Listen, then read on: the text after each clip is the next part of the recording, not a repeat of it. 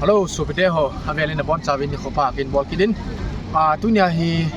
itabang robon kung umham tiale. Tuni hi mi pireli akitin na. Ipisi akici am tiale isopi isangamu so pelmula macun mi tinata anatu ovin akiswang tam ta menje victim ho delo na zala hamon na zalti ham hello le lung hem pin zala chupi sleri delo ja chia hin ati ja hin hilaya mun hi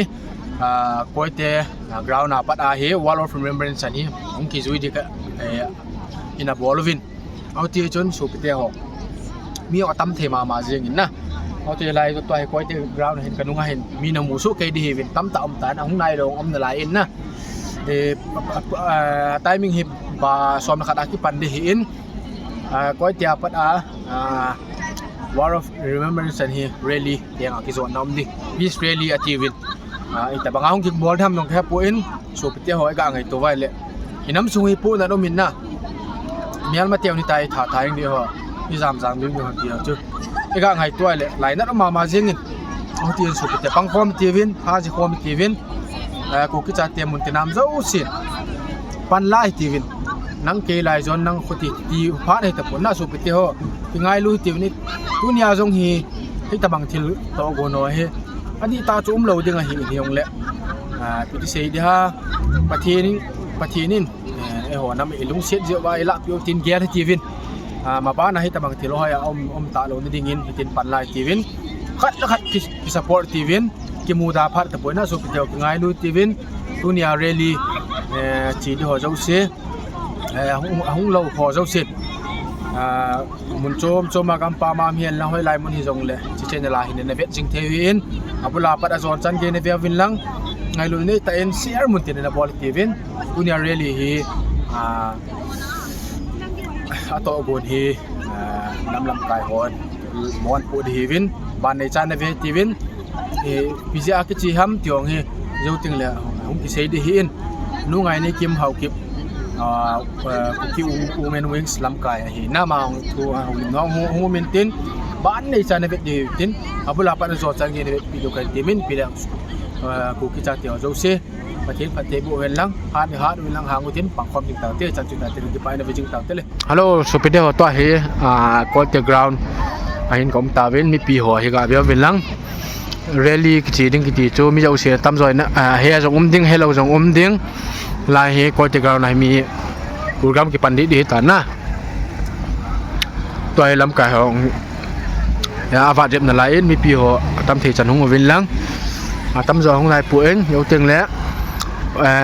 lai ga ra pa da koi ti ground chan hi ki zui na di hi na pan the chan pang ti win sam ko mi ti win mi pi tu le doi ki ne ham ti mi pi te mu ding in go pan la chi ti win na ti chon na ve jing win lang sema banga chu lai hi koi ti ground na ki pan ba ding tan jo ting le ban nei cha program hong ki kap ding hin na ve jing to guys mi pi tam the ta tam the eng ta na su pi te ho lai ga ve win lang ki ngai lu dan hoi really bo hi lo ding in na adang jong ki support ti win su pi te ho na tu ni ta bang awa hin hitai panela jing wai le koi man mo tham the lu di win na su pi te ho ga ge lai le tu ni bo si a hi really thi pha le bo tam win adang ai la ki tam khapo win lung ton omin na nam sungui ga ve win lang chi koi te ground hi tai o pi hoi he ga ve win lang ba nei cha in na ve jing utesh tam the ma ta ve hong nom ni dan he really banga ti tan thei nai lo hi cho jong lu kim lo ve san na hin chu ting le thu mulam lang song phan langa I so piu ipi inang chan khom piu za chan khom pi ho gan thei ha sa thon ho lai na pin ha ai lo le lu kim lo ve san na dinga tu ni hi ki zo ding hi to ki lonen ikipa na ve sa dinga hung ka son hi lo zi vin ilung hai lo na wi ha set na ve sa dinga hung hi to ki lonen nu te pa te so piu le na ti ho zo se hi chi lung hai lo na me la put bua ki zo thei ding en tim na ka hin nei ki ne sam za le som ni le se ye chun insa pakai apan dole insawan panabaya asau ahin kupinga pakai apan dole honga pa mo si aga na ako wa ahi patini na tu bon sawa din patay ibu piulan lang ibori to zo siya pakai apan dingi patin zate yan ingay zate nung sa ahi Dijon to hin ipihilay ka mo zo siya patin ko na panpina na tumoy din kay mao inginong pangkating nung gilin ni piho ng ozo sa isang nung gilin patin ko ma tao na hinayute tao tiwe pagka nang man ko pala pa iso emse kipa tak may kevin so le pagka tunihin tanam puntiwa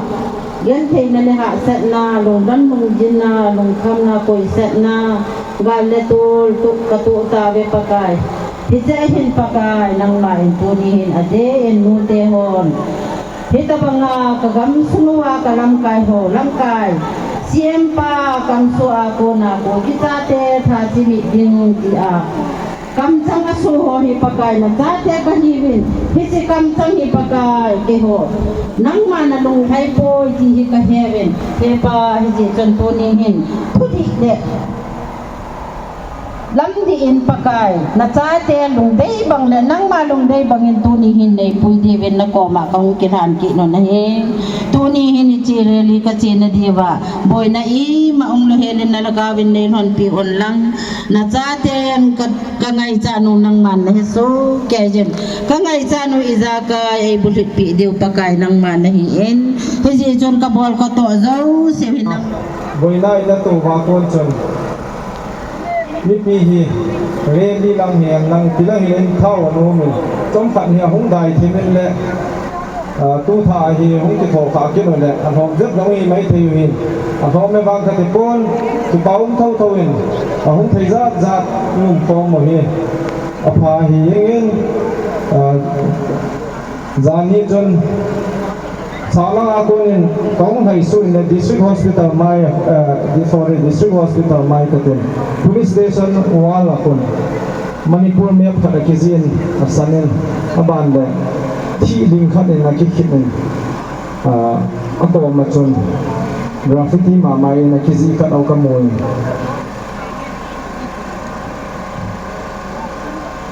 What is the point of integrity if it bleeds out the people in it? Okay. Integrity Manipura integrity aumen ti hen lang hi jong le integrity lai jinga asunga mi ho hing thailo chat thailo ayu ma le integrity chu apoi mo pon man jong poi ti jong chu kamu thein le graffiti bol ho jong chu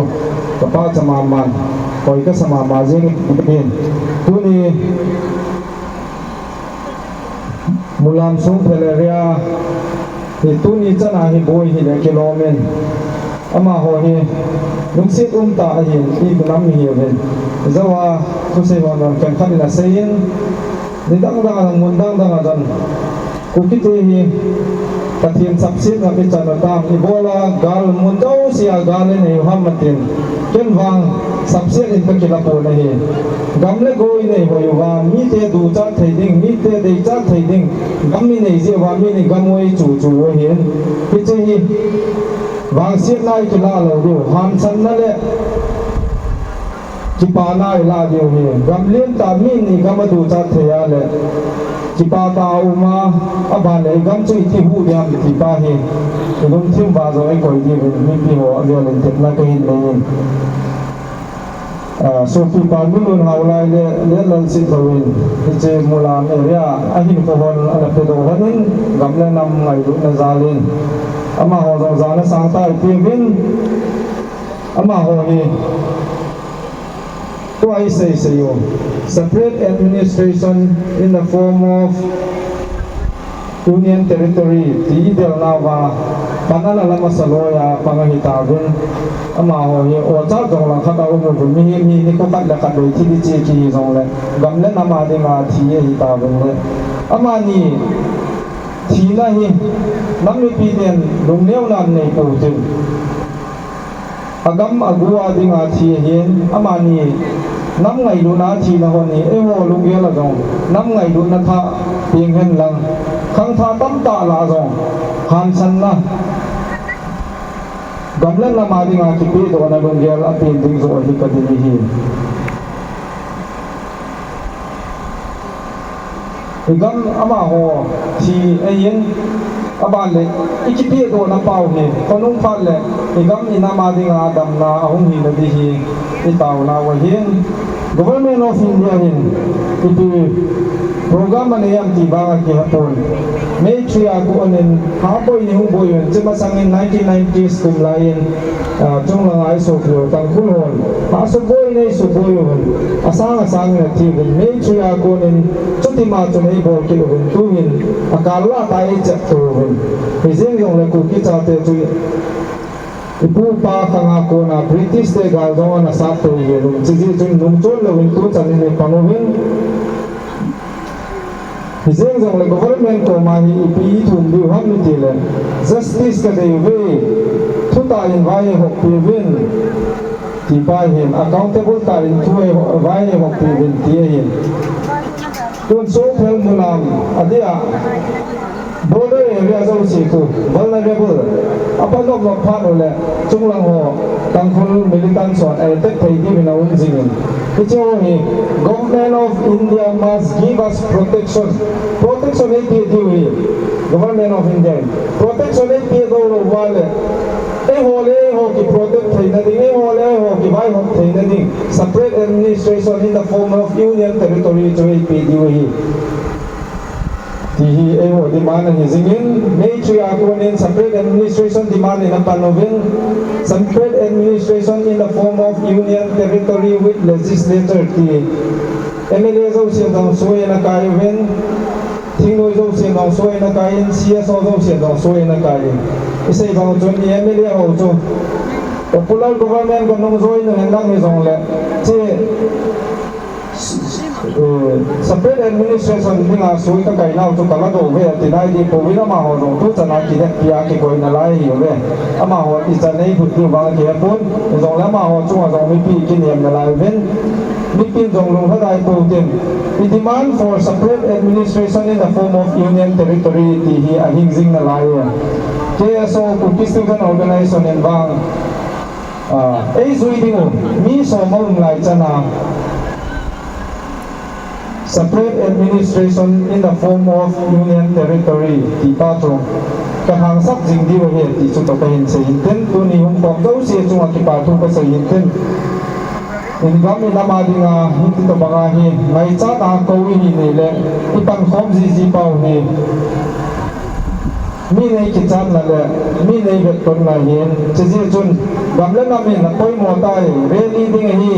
ai lo la ya hi lam ti tin di wa hi laya hi program khati gon di hi ati ni le tam thai ten pe nai ki siu su kom jiu ti ka dei sai na je chu ga moi democracy ga mai democracy a hin atam tam te thu la ana hin che ji chun program of democratic protest in ei pha do le atam thai ten ki su kom jiu te chu to tek na kai nei he ko ki pa Ipaumin Yeso President Palin Milal Gante kunin thuman tamta inangai kita vindu na bana thukan sading honan say di no justice katile no peace katile no justice katile no peace say taute no justice no peace no justice no peace no justice no peace no justice no peace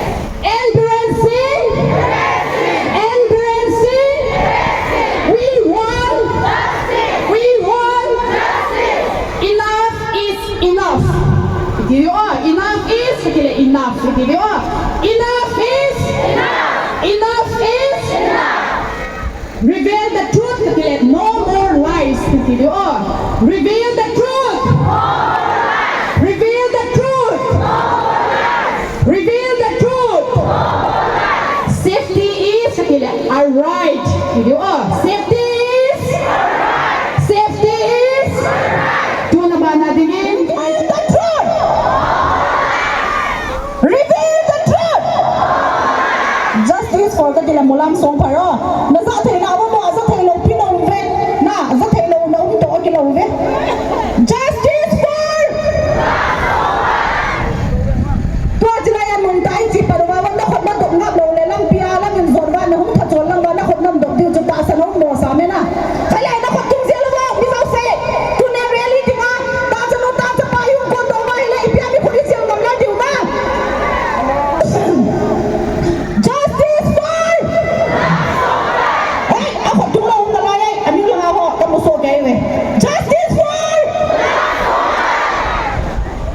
Safety is alright. Safety is protect our people. Now, nandiyo ko. Protect our people. Now. Protect our people. Enough is katila. Enough. Enough. Dilo de. Apatay. Enough is. Apatay. Dilo. Ambulancing. Kaile, kita tahu tu. Tu no masa penan siapa le? Abadan seraya dia pun nak video. Kasih ni ada juga. Memang cepat dah. Dia siapa umar le? Ini kalau dia dia. Ini cerita awak.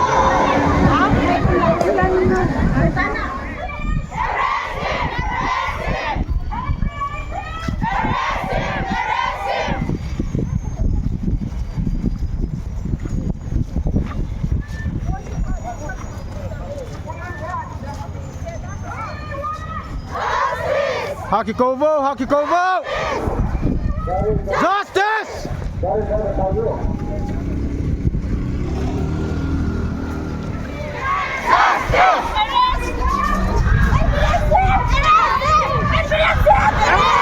Botau!